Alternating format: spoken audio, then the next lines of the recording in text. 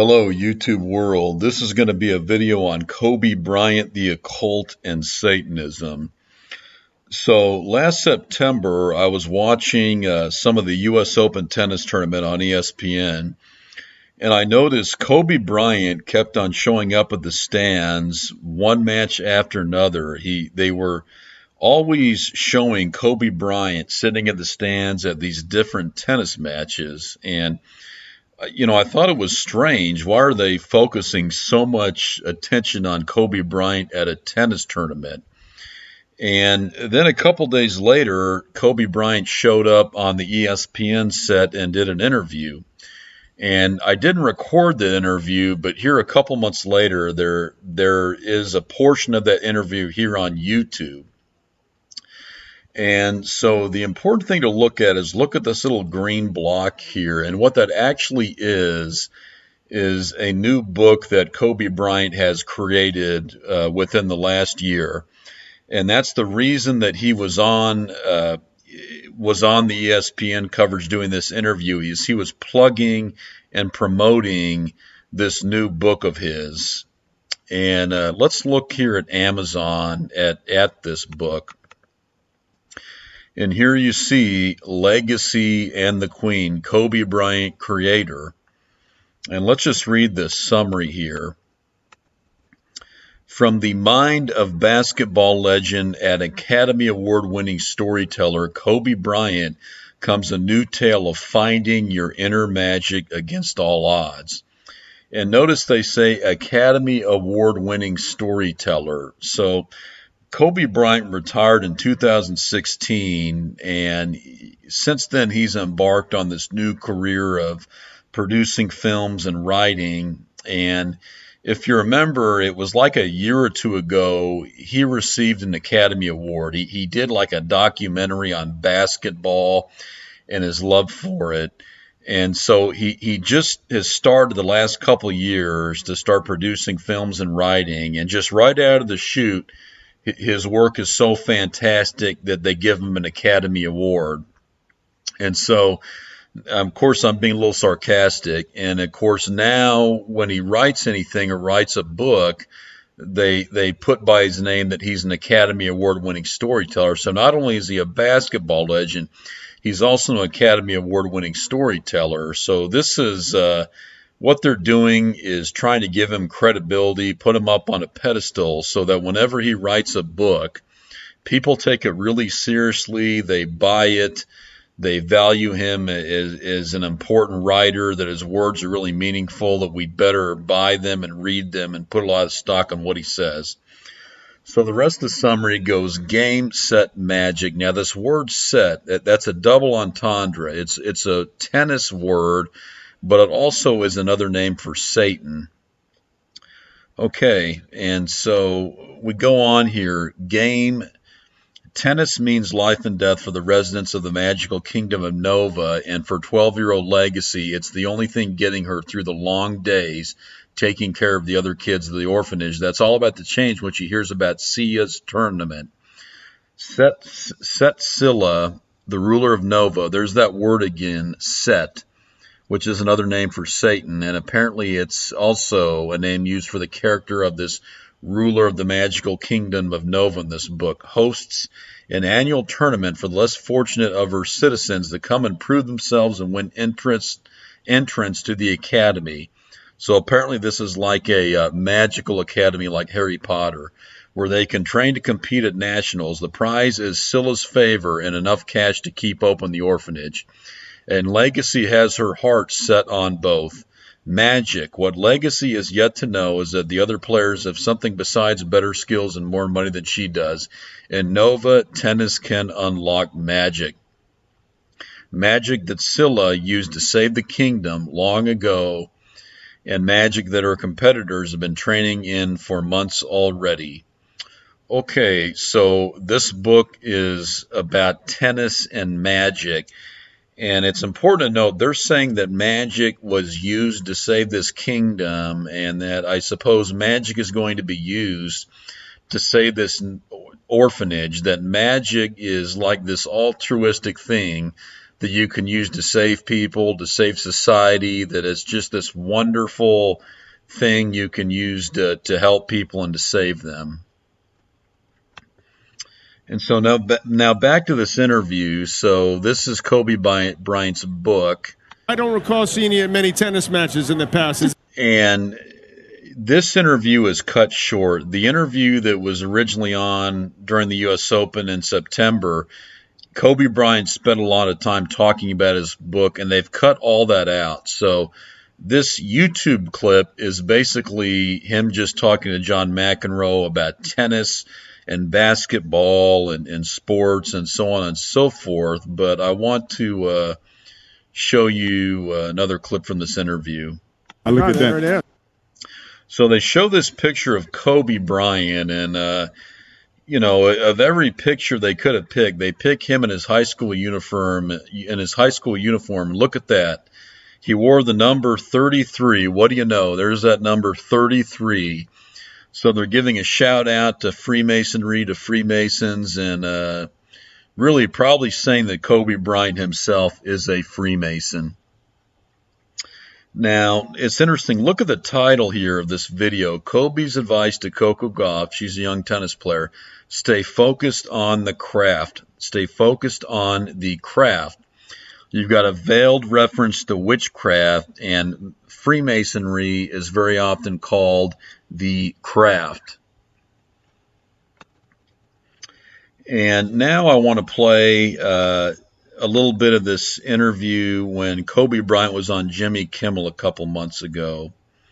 And here's Jimmy Kimmel with Kobe Bryant's book, introducing it. Kobe, you know that. All right. Yeah. So we're going to take a break. We come back. Kobe has a book, and this is it. And it not only is it good, it feels good, too. It's called Legacy and the Queen. We will be right back with Kobe Bryant.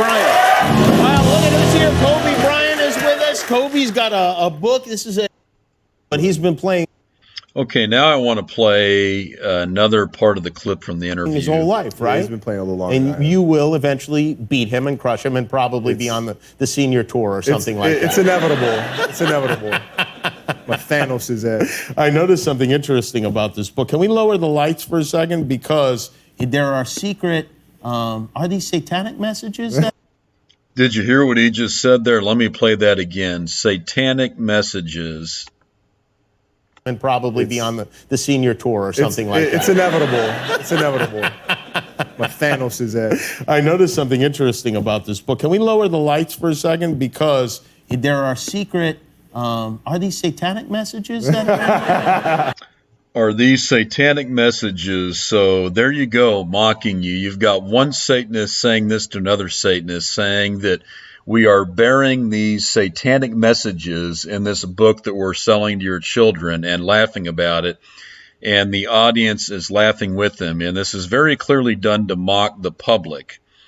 And this is also called lesser magic. What these Freemasons and Satanists do is they hide the truth in plain sight. They believe that this gives them power by putting the truth right out there in the open.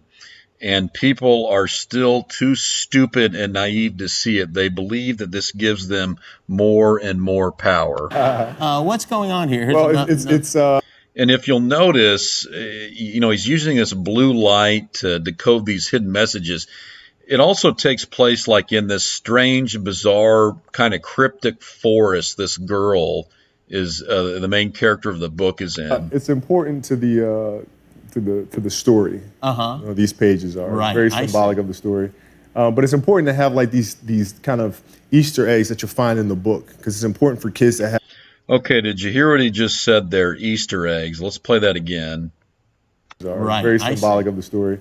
But it's important to have like these kind of Easter eggs that you'll find in the book, because it's important to have these Easter eggs that you'll find in the book. So why use the term Easter eggs? So where does Easter come from? Well, Easter is named after the Babylonian goddess Ishtar, Easter. And, many years ago, thousands of years ago, all the way even currently, people still do it. They do rituals, blood sacrifices, human sacrifices for this Babylonian goddess Ishtar, which is a fallen angel and is referred to as the Queen of Heaven. And the Bible refers to her as the Queen of Heaven. And God forbids the worship of this being and doing any kind of rituals for this being. And so Easter eggs, those come from the practice. People used to do child sacrifices for Ishtar, and they would cover the blood on eggs. They would cover the eggs in the blood of children. And this was a ritual done for Ishtar because Ishtar was seen as the fertility goddess. And these are the pagan roots of Easter. I know it sounds crazy, but it's true. And if you don't believe me, go look it up, check it out. It's important for kids to have high quality product. It's like fun. A lot of times we do books for children, but they're kind of like, they're not very well done. What does the publisher say when you say, I want there to be invisible language on the inside and I want the cover of the book to feel like a tennis ball? Well, they don't say anything because I'm the publisher. I see. And then Jimmy Kimmel saying, so what does a publisher think of you, bearing bizarre satanic messages and needing a blue light to read it? And he said, well, I'm the publisher. So Kobe Bryant is saying that he's the one funding this whole project and deciding how this book is done. And as a side note, notice in the background here, you've got the word Hollywood. And if you aren't aware of that, look up the occult meaning of what that word Hollywood really means.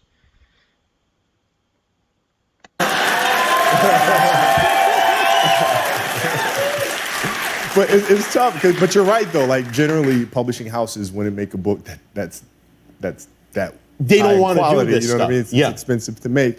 But I feel like it's very important for kids to have a sense of validation. Like you pick this book up, and it's like this book has been cared for, and it feels different. It feels like we matter, right? As children, like we matter. Like here you go. Here's a book that we really put a lot of thought into. What's the base?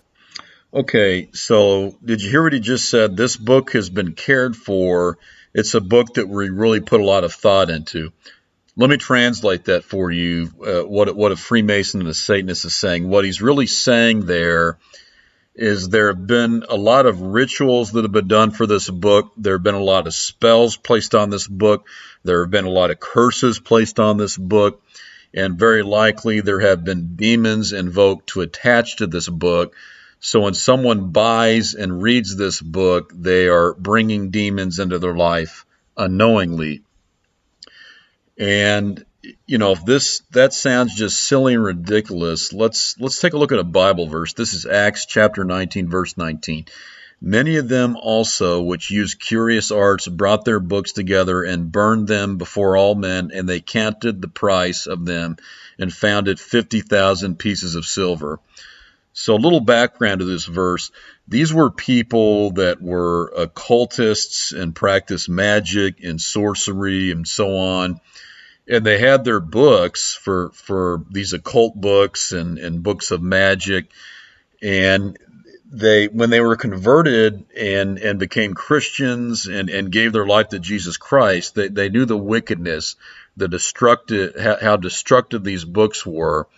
They didn't want to just throw these books away. They wanted to burn them, to completely burn them, so they would never, ever end up in the hands of anyone else, that the negativity and destruction in those books would never end up in the hands of someone else. And so the price of all these books that were burned was 50,000 pieces of silver. Think about how much money that was back then. 50,000 pieces of silver. They didn't care about the money. That's how much they wanted to permanently destroy these books so no one else would ever use them or see them. And so, what you have here is Kobe Bryant teaching and promoting magic, the occult, Freemasonry, Satanism to children. And sadly, this is extremely wicked and evil, because what you're doing is you're promoting these evil things to children subliminally and subconsciously to children at a very young age. It says that the target audience for this book was middle schoolers. at an age when they have no intellectual defense against these type of ideas. So, I just encourage parents, anyone, be aware of this. Don't buy these books for their children. Don't buy any garbage, any trash like this. Expose it.